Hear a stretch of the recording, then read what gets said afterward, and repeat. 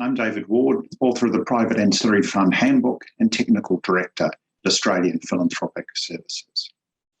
I came to philanthropy in 2002 when I was appointed Managing Director of ANZ Trustees, which at the time was trustee for some 250 charitable trusts, including some significant names such as Belton, Battelle and Buckland.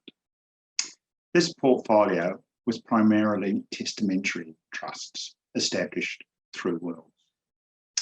However, in the 1980s, one of the primers for establishing a testamentary trust was removed with the abolition of death duties across Australia.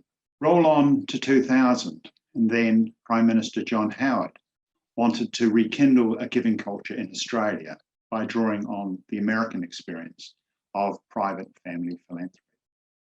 Prescribed private funds or PPFs. I got more involved with the review of PPFs, which was launched in 2008, which culminated in renaming PPFs private ancillary funds or PAFs. That review both tightened some of the compliance framework, which is what the government wanted, but also improved the management and simplified the management of PAFs, including introducing the 5% rule, which is something the sector wanted. It was an exhausting but good process, not without some dramas.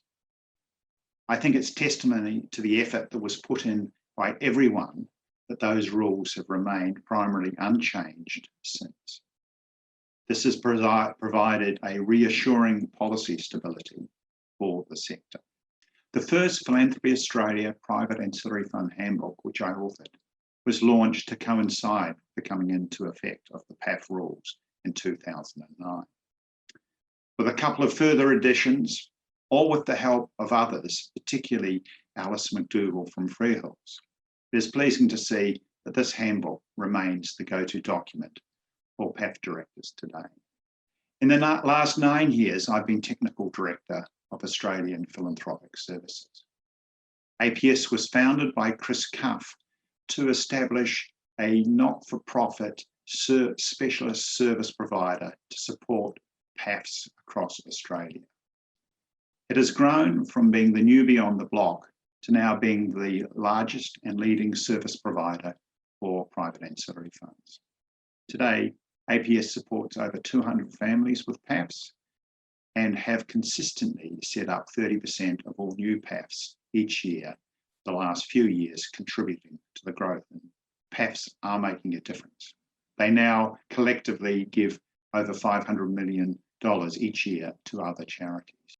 Importantly, they're an increasing source of funds for charities, and a lot of their money is untied. All this has been with no change to the trend in direct giving to charities, so it's been additional funds. Furthermore, the strengthening of the giving culture has also reawakened interest in other structures, such as public ancillary funds, because PAFs do not suit everybody. So a shift towards philanthropy that John Howard, David Gonski and others wanted to see has and continues to happen. It's been an absolute pleasure working with so many different individuals and families so enthusiastically wanting to commit their wealth to community objectives.